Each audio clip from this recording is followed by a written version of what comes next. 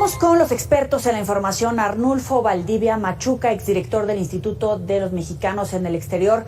Gracias por estar con nosotros, Arnulfo. Bienvenido. Gracias, querida Yoeli. ¿Cómo estás? Qué gusto estar aquí, como siempre, con ustedes. En un escenario de alrededor de 7 millones de venezolanos dispersos en todo el mundo que han tenido que huir de la pobreza, de la hambruna, hablar de 24,000 visas para ellos, para los Estados Unidos, ¿es suficiente? Pero sobre todo te pregunto, que esos venezolanos que están en Estados Unidos rechacen, los que se han rechazado los van a mandar a México en medio de la ola de refugiados, ¿no nos va a rebasar más la situación? Mira, lo que pasa es que este tema, digamos, de la migración venezolana a Estados Unidos, es un tema que evidentemente tiene un montón de aristas, ¿no? La primera es que efectivamente el gobierno de Estados Unidos ha estado recibiendo a los venezolanos, pero a cuentagotas, es decir, como siempre en este fenómeno, como ha sucedido ya históricamente durante años con los centroamericanos, en fin, incluso con los extracontinentales, ¿no? Con las personas que vienen de África, personas que vienen de otros lados. La realidad es que, como siempre, el 80% terminan quedándose en México. Y más con el anuncio, Yoeli, digamos, de este nuevo programa de Homeland Security, en el que pues se anuncia la admisión de 24,000 venezolanos, digamos, en un fenómeno que abarca 7 millones de venezolanos exiliados. 24,000 visas, pues francamente parecen absurdas, pero sobre todo que no tendrán la capacidad o no serán admitidos en este programa quienes entren por tierra, tendrán que entrar por aire, con lo cual, digamos, la intención inicial de este anuncio, la intención inicial de este programa es precisamente ayudar, entre comillas, al gobierno de México a que sigan, a evitar que los venezolanos sigan llegando por tierra con la esperanza de cruzar México para llegar a Estados Unidos. O sea, no serán elegibles para el programa quienes crucen por tierra. Pero el problema es que ya México evidentemente tiene una cantidad de venezolanos varados literalmente en la frontera que hacen que el programa, digamos, sea poco oportuno, sea insuficiente. Y vuelvo a lo mismo, tú bien lo decías al principio de la entrevista, el hecho de que quienes no sean calificables o no califican para el programa o hayan entrado de manera indocumentada serán deportados hacia México. México va a aumentar el número de visas de trabajo, pero seamos sinceros, lo que los venezolanos, como casi todas las demás nacionalidades, quieren, pues no es trabajar en México, sino llegar a Estados Unidos. Claro, y las autoridades realmente están protegiendo a estos migrantes, es decir, les apoyan con una visa de trabajo, pero los riesgos que enfrentan pues son superiores. Mira, vuelvo a lo mismo, es decir, el gobierno mexicano ha determinado aumentar a más o menos 65,000 visas de trabajo, ha decidido aumentar o generar 65,000 visas de trabajo, esperando que la mayoría de ellas puedan ser, aprovechadas por fundamentalmente venezolanos, haitianos y centroamericanos, con un énfasis en los venezolanos, ¿no? La realidad es que vuelvo a lo mismo, este es un problema que rebasa por mucho los 65,000 y los 24,000 de Estados Unidos. Y por el otro lado, efectivamente, es decir, no solo es que los venezolanos están en condiciones más en la frontera de vulnerabilidad, ¿no? De marginación. Entonces, no es solo que tengan una visa de trabajo, es decir, ellos ya están trabajando, en muchos casos de manera indocumentada, pero están trabajando en lo que pueden trabajar. Es decir, no es que la visa, que el hecho de trabajar legales, por decirlo así, quizá les pueda, digamos, beneficiar, por supuesto que les beneficien en su capacidad de protección, en sus derechos laborales, una serie de cosas, pero tampoco es que ellos estén ya, digamos, que lo único que les falte para que se inserten al mercado laboral de alta calidad en México sea la visa. Les falta capacitación, les faltan una serie de cosas, les piden otros requisitos que no tienen. En fin, es un proceso mucho más largo que simplemente dar más visas. O legalizarlos, por llamarlo de algún modo, ¿no? Documentarlos. Realmente y vuelvo a lo mismo, tienes un problema que rebasa mucho esos números. Y sí, todos sabemos que, y bueno, los albergues para migrantes, los propios gobiernos estatales, los propios gobiernos locales, las ciudades, saben que esto es un infierno, que quien no pasa a Estados Unidos se queda en ciudades que no generan suficiente empleo, que tampoco tienen suficientes servicios sociales, tampoco tienen los albergues, y yo he estado, tú sabes, a lo largo de mi carrera, cientos de veces en cientos de albergues, y la realidad es que los albergues lo que tienen es carencias, hacinamiento, condiciones, en algunas mejores, algunas peores, pero siempre insuficientes. La realidad es que sí es, digamos, una situación humanitaria compleja que requiere una atención muchísimo más integral, muchísimo más amplia y muchísimo más agresiva en el buen sentido de la palabra para poder ayudarnos, si es lo que se busca.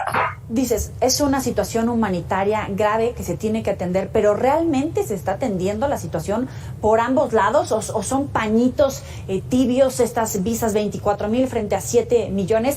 Hay que recordar, hoy por hoy México ya es el tercer país con solicitudes de refugios por debajo de Estados Unidos y de Alemania. ¿Es posible atender la situación o son gobiernos rebasados? Mira, lo que pasa, Joely, y digo, esto es una crítica que no va a este gobierno, porque es una crítica que hemos hecho recurrentemente desde hace 20 años. México es un país que probablemente sea uno de los países que tiene una complejidad migratoria más alta del mundo. México es país receptor, es país emisor, es país de tránsito y es país de refugio, ¿no? Es país de asilo. Entonces, tú ahí tienes una combinación de factores que te hacen que en ciertos segmentos del tema migratorio te parezcas a Alemania o Estados Unidos, y en otros segmentos te parezcas a Centroamérica, y en otros segmentos te parezcas a África. Entonces, realmente ahí lo que no hay hoy, y lo digo de verdad con la misma firmeza que lo he dicho en el pasado, México carece de una política migratoria que refleje la complejidad migratoria que tiene México. México ha sido un país que consistentemente ha venido teniendo policías en el Instituto Nacional de Migración y claramente el tema es un tema punitivo, es un tema de control, es decir, las áreas de control migratorio de México son áreas, pues yo te diría bastante, pues artesanalmente, pero medio desarrolladas. Y todos los demás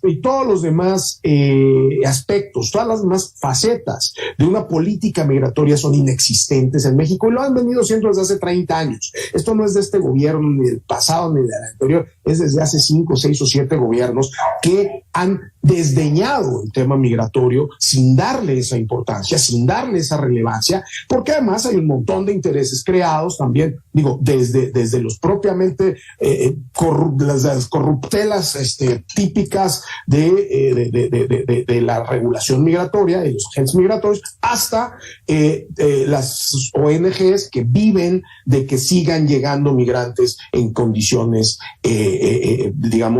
desventajosas, en condiciones de marginalidad, y que ellos dicen darles el apoyo, seguramente se los dan, pero más bien sirven estos migrantes como números y como estadísticas para que ellos sigan recaudando fondos nacionales del gobierno e internacionales. Entonces, no, y tenemos ahí personajes como el padre Solalinde y todos estos que son, digo, la cara, por un lado, digamos, más noble, pero por el otro lado, la más triste y la más corrupta de este fenómeno, ¿no? Hablemos de la reunión de alto nivel en términos de seguridad entre México y Estados Unidos. Uno de los temas precisamente era el combate al tráfico de personas en este contexto después de este anuncio. Empecemos por el combate del tráfico de personas, el tráfico de armas, que es uno de los puntos álgidos entre ambos países por la demanda que interpuso México a armadoras estadounidenses, y el tráfico de drogas, por supuesto. ¿Cada país ha hecho su parte del trabajo? Mira, Joely, el tema del tráfico de personas no es sino una expresión más de una misma carretera de tráfico de lo que se te ocurra que manejan las organizaciones criminales internacionales. O sea, las organizaciones criminales internacionales lo que tienen construido son carreteras de tráfico. Y dentro de esas carreteras de tráfico trafican armas, trafican drogas, trafican dinero, trafican personas, trafican carros, robados, es decir, trafican lo que sea. Lo que ellos tienen es la carretera construida.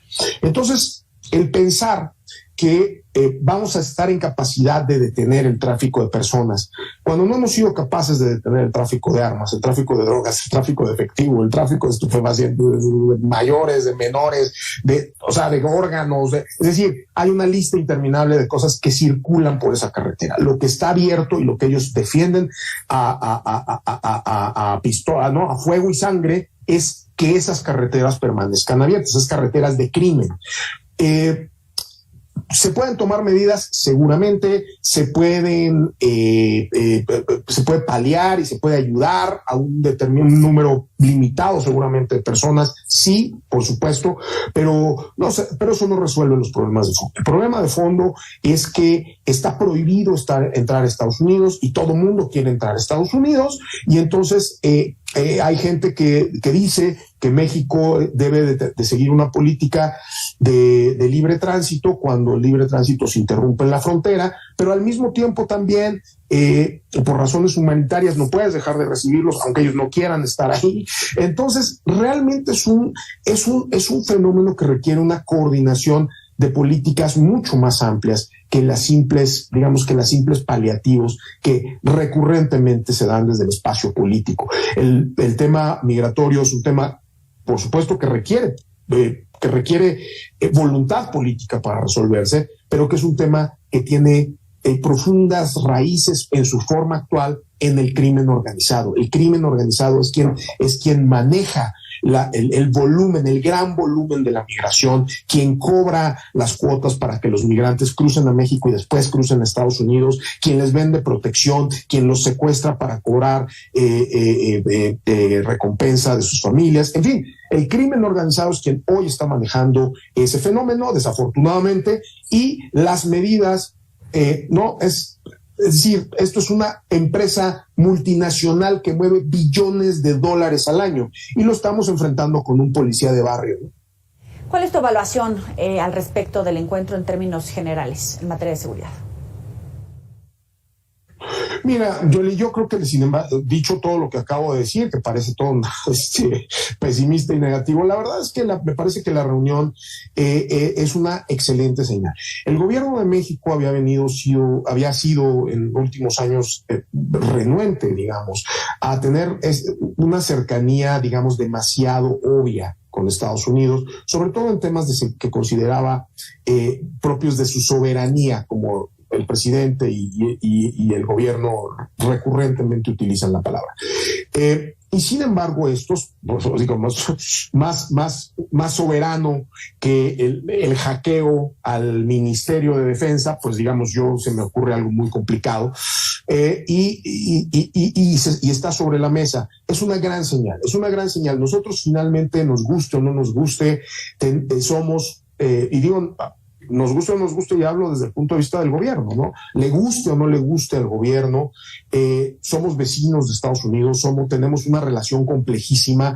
Vuelvo a lo mismo, las redes transnacionales del crimen organizado casi siempre tienen una terminal nerviosa fundamental en Estados Unidos, o sea, porque son los consumidores de lo que ellos venden, o sea, porque sean los proveedores de lo que ellos trafican, armas, por ejemplo, hacia México. Entonces, no se puede dejar de colaborar con Estados Unidos, y yo celebro que ya de manera, pues había habido contacto, tampoco he dicho que se ha roto, pero no había sido fluido, no había sido abierto, no había sido bienvenido en el gobierno actual, y sin embargo me parece que es una excelente señal que haya un cambio de rumbo en esto, porque hay que estar cerca de ellos, son nuestros vecinos y son gran parte de la causa de muchos de nuestros dilemas en materia de seguridad.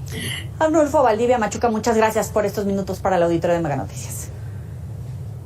Gracias, querida Yoeli, como siempre, un gusto y un honor estar aquí en tu espacio. Buena noche para ti. Sabe que puede recuperar estas entrevistas en los próximos espacios informativos. Avanzamos con la información.